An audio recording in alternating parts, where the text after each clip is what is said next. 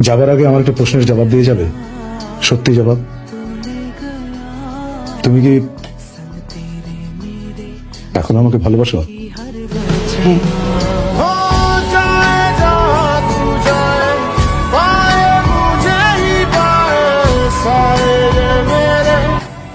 আমি এখনো একটা মেয়েকে অসম্ভব ভালোবাসি।